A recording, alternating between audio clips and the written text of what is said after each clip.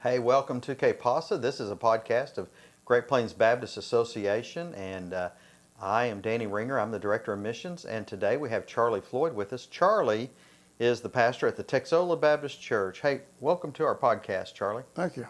Charlie has been the pastor at Texola for 41 years. He started there in 1984, and so we thought this episode would be good to talk a little bit about longevity. What advice? Yesterday, we had, on our podcast, we had Chase Brower. He's the pastor at Eastside. He's 23, 24 years old. He's our youngest pastor. And so today, you're not our oldest pastor, but you've got the longest longevity. So what do you think, just a couple of keys to longevity as far as being a pastor in one church for 40 years? Loving the people. Loving the the people. Lord. Loving them no matter what. Yeah. So you've seen a lot of things. You've seen a lot of people come and go. Mm-hmm. You've seen a lot of hurt. You've seen a lot of celebrations. Right. And you've married and you've buried. That's right. Matter of fact, you're kind of the barrier of Eric. I mean, don't take that wrong, but I mean, you do most of the funerals in Eric, Oklahoma. When I see a funeral notice in Eric, Charlie Floyd's down to do the service. As a matter of fact, I've just about buried the original church. They're about all gone. I think They're about all gone. I got 2 members that were there when I was there, one family. And you know, it didn't start out easy because something happened to your church.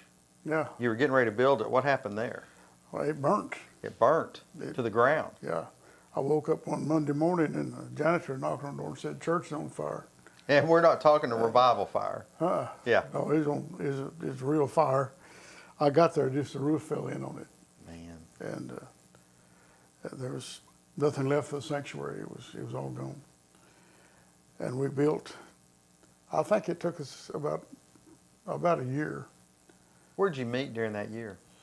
There's a church in the south end of Eric that was a primitive Baptist church. Yeah. And they offered us that building, and we went there. and Because they only meet like every other week or so. Well, they were out of... Oh, they weren't even meeting. They weren't meeting anymore. And we even kicked around the idea of just adding on to that and building in Eric. Right. Which might have been a good idea, but we were Texola, so right. We voted to go ahead back to Texola. But you built a beautiful building. The Lord built a beautiful building. Well, it's something we're proud of. I hope it not. And even the building. Don't sound wrong. And even the building started out rough because what happened? Yeah. You're building it. Yeah, we're building it. And had all the rafters standing up, and the wind come along and put every one of them in the floor of the sanctuary. I mean, we got to start all over. There's a lot of preachers. They're going, okay, so my church burned, then it blew over. Mm-hmm. Man, at what point do you say, okay, I'm done? Yeah. You didn't do that, did you? No, we just kept going. We had insurance and all that. Mm-hmm. Community had come and were donating work to us. Right. And the way the insurance worked on that is they paid for the lumber and everything, plus they paid for the labor to put it back up. And every one of those men donated their labor check back to the church. Oh, wow. Which put us over the top. And we built that church. We didn't owe one dime on it. Man. And could have walked into it a year to the day, except it rained and we didn't have any paper. We didn't go mud on the carpet. So we played one more time we could hear it. Well, we should rain again. We need some more of that. We got one. Isn't it crazy that you probably, when it burnt, your heart probably just sunk? Oh, yeah. Didn't know what are we going to do? Yeah. And then your building wasn't great when it burned. No, and today, your building is really nice. The original buildings had 3 levels in it. No elevators, it's all stairs. Why did they do that back in those days? They loved stairs, didn't they? Yeah, but when we got it going, it's all on one level. You can pull a wheelchair anywhere has an you awning. want to go. If it's raining, weather's bad, you can pull in underneath it. It's a nice building. So God really provided nice fellowship hall, great Sunday school classes.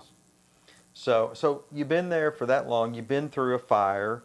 You've been through having to rebuild the second rebuild. And then you've been through marrying and burying people there. And I know it's loving people, and I know the city of Eric loves you. But what are some other things that you believe that if a pastor wants to have longevity, how do you sprout where you're planted? I think just being faithful, staying with the message and staying with the people, being what you're supposed to be as best you can. Don't hide it. You make a mistake, you ask for forgiveness. Mm-hmm. You have problems, you don't lie about it. You just say, yeah, we messed up there, or I've got a problem, or whatever Right. it is. People know me. They know the good and the bad about it. You kind of became their pastor once they realized you were human. It seemed like that helps to just be common. Mm-hmm. At one time, I was doing a lot of day work cowboying, and I was really thrilled about that because one Sunday morning I talked to 2 or 3 of the young cowboys, and they were going to come down to be baptized together. Mm-hmm. And that morning, when the invitation was finished, I think there were 23 or 4 people had come down, and we baptized them all at once. Wow. And that ministry at the Cowboys stayed pretty good till they kind of scattered and moved away. Still got a couple of them coming pretty good. Cowboys do that. Yeah, they do that. But, so, and I know that you also you're a multi-vocational pastor. You worked at the school. So yeah, you knew every kid in school. I worked at school until I retired. Man. And, done a little everything, whatever I need to do. That's what we do. I've never met anybody from from Eric. I guess I could name it Charlie instead of Eric. But I never met anybody from Eric that I didn't say, hey, you know Charlie Floyd? And I'm telling you, it doesn't matter if they're old, young, or whatever. They all know Charlie Floyd. Actually, behind your back, I call you the mayor of Eric. I don't know who it is. I'm not trying to offend anybody, but that's just kind of my nickname for you. And so you just ministered to those kids in school and just developed relationships with them. They honored me by nearly every year I was there. I preached the baccalaureate, and I'm still preaching back. I've got one coming up this year to preach again. You're going to get that down one of these days. I hope to. Well, I think there's been just some great people come out of Eric, Oklahoma. There's been some just folks all over the United States, and you've had an opportunity to be a part of their lives. And I'm just going to tell you from an associational point of view, you've been faithful to the association, even before it was Beckham Mills, even when it became Beckham Mills, and then when it became Great Plains Baptist Association. You have been an extremely vital person, and I know that you've had a few health problems. And I know that you do a great job taking care of Alice. You minister to her. And I just want you to know, from me as a director of missions, you are a great example to me of what a pastor should be, and you're a great example to me of what a husband should be. And so I just want to say thank you. And I want to thank you for your longevity in a church and serving the Lord faithfully. Appreciate it. All right. Appreciate you. Well, hey, listen, that was K-Pasa for today, and we appreciate you watching.